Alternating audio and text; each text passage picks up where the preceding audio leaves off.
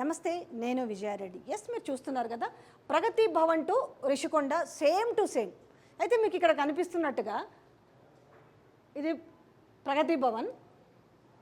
So ఇది రిషికొండలోని ఇప్పుడు ఏదైతే జగన్మోహన్ రెడ్డి ప్యాలెస్లు నిర్మించుకున్నాడు అద్భుతంగా, దాంట్లో చర్చ అంతా కూడా ఇప్పుడు ఒకసారి రిషికొండ గురించి ఏం జరిగిందన్నది మీకు అందరికీ తెలిసిన విషయమే. అందుకని నేను ఆ విజువల్స్ ఏమీ చూపిస్తలేము. బాత్రూమ్ దగ్గర నుంచి, బాత్రూమ్ల టబ్బు దగ్గర నుంచి, బాత్రూమ్ల కమోడ్ దగ్గర నుంచి మొదలు పెడితే ప్రతి ఒక్క అంశాన్ని, ఫాల్ సీలింగ్ కానించి షాండ్లియర్ లైట్స్ గురించి కావచ్చు, అక్కడ ఉన్న ఇంటీరియర్ గురించి ఇంత అంటే ఓవరాల్గా అదంతా నిర్మించడానికి జరిగింది ఎంత 500 కోట్లు ఖర్చు పెట్టి ఒక అద్భుతమైన ప్యాలెస్ని, ఒక జల్సాల రాజ్మహల్ కట్టుకున్నాడు అనేసి ఆంధ్రజ్యోతి లాంటి పత్రికల్లో వార్త కూడా రాశారు.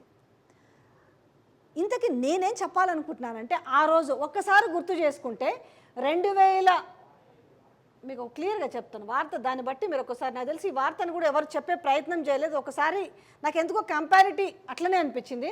2023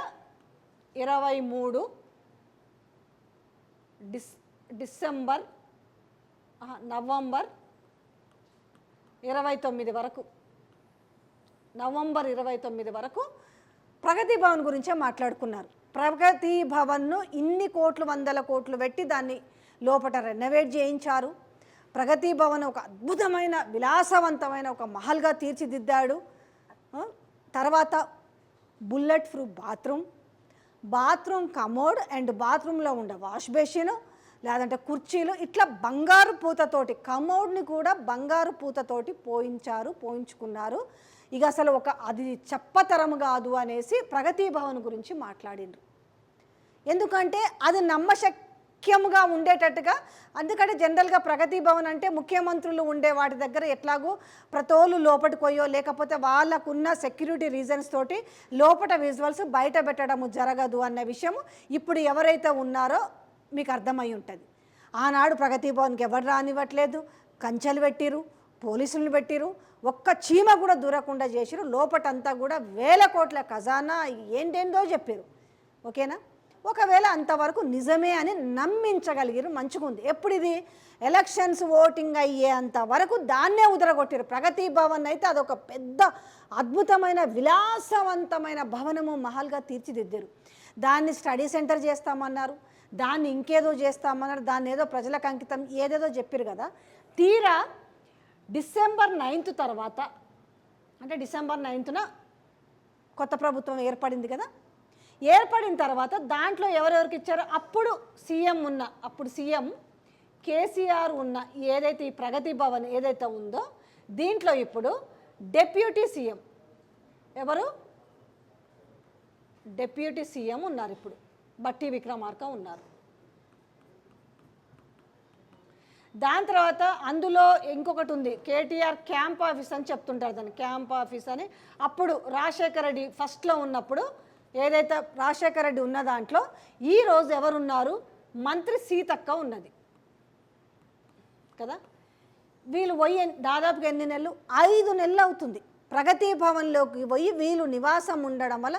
దాదాపుగా మళ్ళీ 33 లక్షలు ఖర్చు పెట్టి పెయింటింగ్స్ కూడా ఏర్పించారు. ఓకే, దాదాపుగా 5 నెలలు గడుస్తుందే. మరి సీతక్కనే కానీ, డిప్యూటీ సీఎం బట్టి విక్రమార్కే కానీ, ఎవరైనా కూడా అసలు ప్రగతి భవన్ లోపలికి సంబంధించిన ఏమేమి ఉన్నాయి, నిజంగా బుల్లెట్ ప్రూఫ్ బాత్రూమ్ ఉందా, బంగారంతో చేసిన కమోడ్స్ ఉన్నాయా, బంగారం వాష్ బేసిన్ ఉందా, బంగారు ప్లేట్లు ఉన్నాయా, ఏముంది అనేసి ఎందుకు దీన్ని ఈ ఊసు ఎందుకు తేవట్లేదు? అంతా బాగుంటే 33 లక్షలు పెట్టి మళ్ళీ రిపేర్లు కావచ్చు, నాకు తెలిసి 33 లక్షలు ఇంకెక్కువ కూడా అయిందో. పెయింట్లు మరి అంత అద్భుతమైన విలాసవంతమైన భవనానికి మళ్ళీ చిన్న రిపేర్లు ఎందుకు? స్విచ్లు పోయినాయి, అవి పోయినాయి అనేసి అంత పటిష్టంగా 100 కోట్లు పెట్టి బాగా చేయించుకుంటే మరి ఎందుకు వీళ్ళు, అవును చూడు ఇంత విలాసవంతంగా ఉందని ఒక్క వీడియోని వీళ్ళు అధికారికంగా ఎందుకు బయట పెట్టలేదు? ఆ రోజు దుమ్మెత్తి పోసిరు, విలాసవంతమైన భవనము, ప్రజల గురించి పట్టించుకుంటలేరు, అదన్నారు ఇదన్నారు. ఆఖరికి వచ్చేసరికి వీళ్ళే పోయి ఎవరైతే దుమ్మెత్తి పోసిరో మళ్ళీ వాళ్ళే పోయి అదే ప్రగతి భవన్లో ఉన్నారు కదా, స్టడీ సెంటర్ చేస్తామని చెప్పారు, చేసిరా? కేవలం ఒక పేరు పెట్టి చలో వదిలేసిరు. రెండోది, ఈ ప్రగతి భవన్ దగ్గర పెద్ద పెద్ద కంచెలు పెద్ద పెద్ద ఇవి అన్నారు కదా, కరెక్టే కదా, అవి ఈయన రాగానే తీసేసి సేమ్ టు సేమ్ అన్నదానికి చెప్తున్నా. దాని తర్వాత ఫస్ట్ ఇది చెప్పి దాని తర్వాత దీని గురించి చెప్తా. మంచిగుంది. ప్రగతి భవన్ దగ్గర కంచెలు తీసేపిచ్చిరు, పోలీసులు పెద్ద నిఘా లేకుండా చేసిరు, ఇందిరా పార్కు దగ్గర కంచెలు తీసేసిరు. కానీ మరి ఈరోజు పెద్ద పెద్ద కంచెలు, ఆటోమేటిక్ కంచెలు ఎక్కడొచ్చినాయి? చాలా బలీయంగా, చాలా పటిష్టంగా. ఎందుకంటే అవాళ ఇక్కడ ఆయనకు సీఎం ఇక్కడ ఉండడానికి ఇష్టం లేదు కాబట్టి, ఆయన సొంత ఇంటి నుంచి ఉండాలనుకున్నారు కాబట్టి మరి అక్కడే చేసిరు కదా కంచెలు. అంటే సీఎం ఎక్కడుంటే అక్కడ ఒక సెక్యూరిటీ పర్పస్లో, అది ఏ పార్టీ వాళ్ళన్నా కానీ అధికారంలో ఒక సెక్యూరిటీ భద్రతా నేపథ్యంలో వాళ్ళకు ఒక సెక్యూరిటీ ఇచ్చే పర్పస్లో ఉంటుందా లేదా అనడానికి ఈ రోజుకి ఎవరికైనా డౌట్ వస్తే ఈరోజు ముఖ్యమంత్రి నివాసం దగ్గరికి వెళ్ళి చూడండి. బ్యారికేడ్లు ఉన్నాయా లేవా, కంచెలు ఉన్నాయా లేవా, పోలీసులు ఉన్నారా లేరా, ఒక్కసారి ఆడిపోయి చూడండి. ఇవాళ ఆడిపోయి నిరసన చేస్తుంటే అట్లనే కూర్చొని నిరసన చేయనిస్తున్నారా? తీసి ఎత్తి అవతల వేస్తున్నారా? ఆడికి పోయినంత మాత్రాన సమస్యలు సాల్వ్ అవుతున్నాయా? అంటే జస్ట్ ప్రజల చూపు మరల్చడానికి ఇంకొక వ్యక్తుల మీద బురద, ఎంత వీలైతే అంత బురద వేయాలి. ఇప్పుడు ఈ రిషికొండ గురించి చదువుతున్న వార్తలు చదువుతున్న వాళ్ళకైతే చెప్తున్నా నేను, ఈ రిషికొండ మీద ఇంతకీ ఈ ప్రగతి భవన్ని కేసీఆర్ ఏమన్నా తీసుకుపోయిండా? పోనీ కేసీఆర్ కుటుంబ సభ్యులు ఏమన్నా తీసుకుపోయిరా? ఇవాళ ఎవరున్నారు అంటే ఆ మాత్రం అధికారంలో ఉన్న వాళ్ళకి ఆ మాత్రం తెలియదా? సెక్రటరేట్ కడుతుంటే 600 కోట్లు పెట్టి సెక్రటరేట్ కడుతుంటే అయ్యాల అట్లనే మాట్లాడిరు. మరి ఇవాళ ఒకవేళ ఆ రోజు కట్టిరు, ప్రజాధనానంతా వృధా చేసి కట్టిరు అని అనుకుంటే మరి ఇవాళ పోయి మళ్ళీ వీళ్ళే ఉన్నారు కదా, 6వ ఫ్లోర్ నుంచి 9వ ఫ్లోర్కి మళ్ళీ డిఫరెంట్ సెక్యూరిటీ పర్పస్ పెట్టుకొని గేట్లు మార్చి అవి మార్చి మొత్తానికైతే అందులో ఉంటున్నారు. అది ఉండే వాళ్ళు దాన్ని దేనికన్నా రెంట్కో లీజుకో ఇచ్చి ఒక పథకాన్ని రన్ చేయొచ్చు కదా. అంటే మన నాలుక ఎటైనా తిరిగితే మాట్లాడుతుంది. సో ఈ రిషికొండ విషయానికి వస్తే కూడా, సో ఈ రిషికొండ వెనకాల ఏదో జరుగుతుంది, ఏమో చేస్తున్నారు, మాయా ప్రపంచం అనుకున్నారు. తీరా చూస్తే ఏం జరిగింది? నిన్న గంట పోయి దాన్ని అనవసరంగా ఒక బ్లేమ్ చేయాలన్న వార్తనే, ఒక బాగా బురద జల్లాలనేది తప్పితే, ఇప్పుడు అమరావతిలో మీరే చూపించుకుంటారు కదా, పెద్ద పెద్ద విల్లాలు కట్టిరు, పెద్ద పెద్ద బ్లాకులు కట్టి అవి కట్టిరు. అమరావతి మీద రాయలసీమ వాళ్ళు గొడవ చేస్తారు. అసలు రాజధానిని అమరావతిలోనే ఎందుకు పెట్టాలి, దొనకొండలు ఎందుకు పెట్టకూడదు, ఇవన్నీ చర్చ జరుగుతున్న నేపథ్యంలో రైతులకు ల్యాండ్ పూలింగ్ యాక్ట్ కింద చేసినప్పుడు వాళ్ళకి డబ్బులు ఇచ్చేసి కావాలంటే మార్కెట్ రేట్ కన్నా ఇంకో 2 లక్షలు ఇచ్చి ఎక్కువ తీసుకుంటే ఏదైతే సొమ్ము ఉందో ఆ సొమ్ము అంతా కూడా ప్రభుత్వానికే చెందేది కదా అనేది గత 5 ఏళ్ల నుంచి లొల్లి పెట్టుకుంటున్న వాళ్ళు నోరు అరిగిపోయేలాగా మాట్లాడుతున్న వాళ్ళ సంఖ్య కూడా చూసినాం. సో ఒకటి, ఇవాళ నిజంగా ప్రజల సొమ్ము ఈ కట్టడాలు అవసరమా లేదా అన్న చర్చ తర్వాతకు పోతే ఇప్పుడు బురద జల్లుతున్న నేపథ్యం చూస్తున్నాం.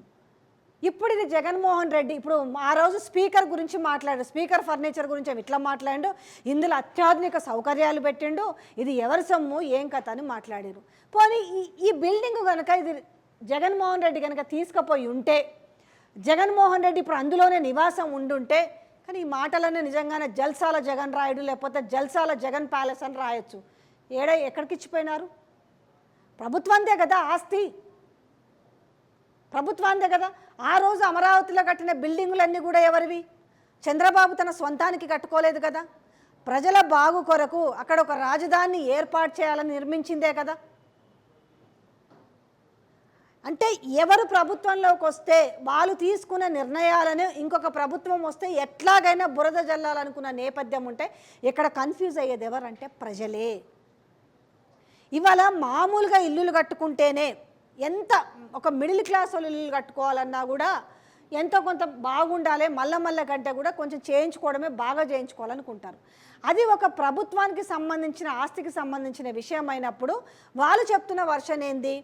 ఇప్పుడు ఎప్పటినో 1995 నుంచి ఆర్థిక రాజధాని కావాలనుకున్నాడు చంద్రబాబు నాయుడు. సో ఇక్కడికి ఎవరైనా గవర్నర్లు కావచ్చు లేకపోతే వేరే రాష్ట్ర సీఎంలు కావచ్చు ఎవరు వచ్చినా కూడా విడుదల చేయడానికి అనుకూలంగా ఉండడానికి దీన్ని ఇక్కడ కట్టడం జరిగిందని వాళ్ళ వర్షన్. మీరు ఇంకోటి మాట్లాడచ్చు, కడితే కట్టిరు కానీ ప్రజాధనాన్ని వృధా చేయాలనే మాట ఖచ్చితంగా అవసరం లేదు. నిజంగా ఆ మార్పు అందరిలో రావాలనే కోరుకుందాం. కాకపోతే రేపు ఆ భవనాల్ని ఎలా వినియోగించాలో వినియోగిస్తారు కదా, వినియోగించినప్పుడు కూడా ఆ మాటే చెప్పాలి అంటున్నాను. వృధా ఖర్చు అని ఈరోజు మాట్లాడినప్పుడు రేపు కూడా అదే మాట చెప్పాలి. ఈరోజు కమోడ్కి 12 లక్షలు అయింది అంటే ఒకటికి 10 చేసి చూపిస్తున్న నేపథ్యం, ఒకటికి 10 చేసి చూపిస్తున్న నేపథ్యం. ఒకసారి మనం రామోజీ ఫిలిం సిటీ గురించి మాట్లాడుకుందాం. పేదల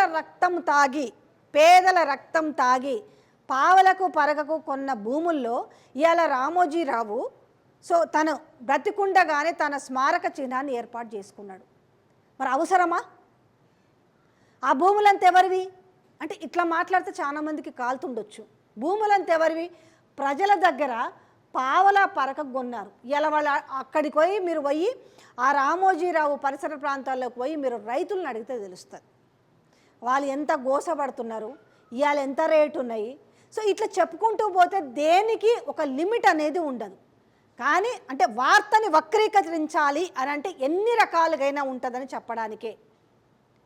నిన్న మొన్న మొత్తం మనకి ఇదే వార్తలు కనిపిస్తుంది. పోనీ దాన్ని మొత్తం ఇప్పుడు దేనికి పోనీ ఒక మంచి దేనికో లీజుకి ఇచ్చేసి దాని నుంచి వచ్చే అమౌంట్కి మిగతా పథకాలకి ప్రజలకే వాటిని వినియోగించవచ్చు.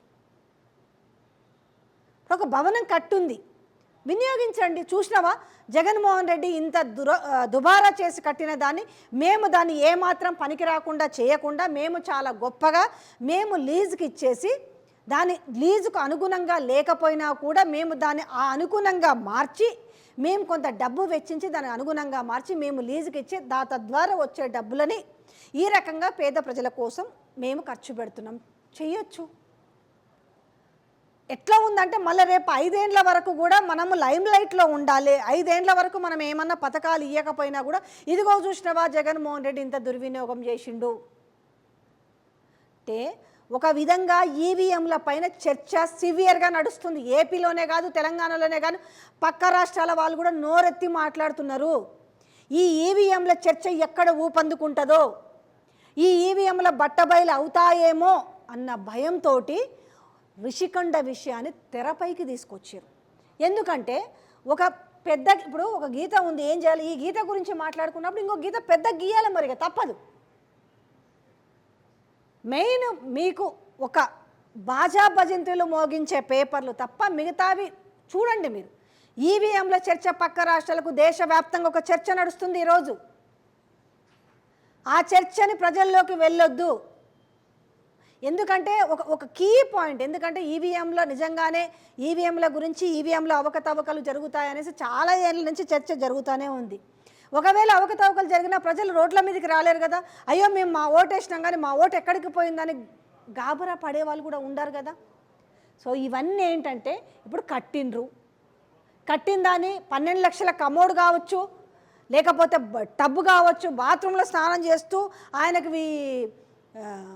సముద్రం వైపు ఆయనకు వ్యూ పాయింట్ కావాలా, ఇదేం పిచ్చి, ఇదేం పైశాచికత్వమని వార్తలు రాస్తున్నారు. అంటే ఇలాంటి వార్తలు రాస్తున్న పైశాచికత్వానికి మరి ఏం చెప్పాలో అర్థం కావట్లేదు. నేను సేమ్ టు సేమ్ అనడానికి అది సేమ్ ఈడ కూడా శ్వేతపత్రాలు విడుదల. ఇవి నేను ప్రగతి భవన్ చెప్పినా, రిషికొండ ప్యాలెస్ గురించి చెప్పినా, దాని తర్వాత శ్వేతపత్రాల విషయంలో కూడా అంతే. ఎందుకంటే వీళ్ళు తెలివిగా ఆడుతున్న ఒక గేమ్. భారీగా ప్రజలకి మభ్యపెట్టి హామీలు ఇచ్చి రేపు ఈ హామీలు ఇవ్వకపోతే జనాలు ఊరుకోరు కాబట్టి మళ్ళీ 5 సంవత్సరాల తర్వాత మనకి ఎలాంటి గతి పడుతుందన్న ఒక భయం ఉంటుంది. కాబట్టి ఈ భయంతో ప్రజల మనసులని పక్కదారి పట్టించడానికి ఈ శ్వేతపత్రాలు ఈ కమిషన్లు వీటితోటి ప్రజలకు కడుపు నిండదు. నిజంగానే ఏ అధికారి తప్పు చేసినా, ఏ రాజకీయ నాయకుడు కబ్జాలు చేసినా, మోసాలు చేసినా ఖచ్చితంగా వాళ్ళని జైల్లో పెట్టాల్సింది, అది ఏ రాష్ట్రమైనా సరే. కానీ మనం ఇచ్చిన వాటిని మైమరిపించడానికి మాత్రం ప్రజలని మాత్రం తప్పుదోవ పట్టించకూడదు. ఇవాళ కాకపోయినా రేపు ఏమైంది? ఈరోజు ప్రగతి భవన్ గురించి ఏమైంది? ఈరోజు ఏదో అందులో ఉన్న మరి సరే బట్టి గారు పక్కన పెడతాం, మరి సీతక్క అయితే రేవంత్ మనిషే కదా, ఇక చూడు ఇంత విలాసవంతంగా ఉంది, ఇంత విలాసవంతమైన భవన్లో నేను ఉన్నాను అనేసి ఎందుకో ఒక్కరోజు ఒక సెల్ఫీ వీడియో పెట్టలేదు? ఎందుకంటే వాళ్ళు షార్ట్స్ రీల్స్ చాలా అద్భుతంగా చేస్తుంటారు కదా. మరి ప్రగతి భవన్ గురించి ఒక్కరోజు చేయలేదు వాళ్ళు లోపలికి పోయినాక? ఇదిగో బాత్రూము, ఇదిగో కిచెను, ఇదో లివింగ్ హాలు, ఇది అని ఎందుకో చేయలేదు? చెయ్యరు. ప్రజలని పక్కదారి పట్టించడానికి మాత్రమే ఇలాంటి అబద్ధాల వార్తలు వస్తుంటాయి. ఏది ఏమైనా ప్రజలు తస్మాత్ జాగ్రత్తగా ఉండాలి.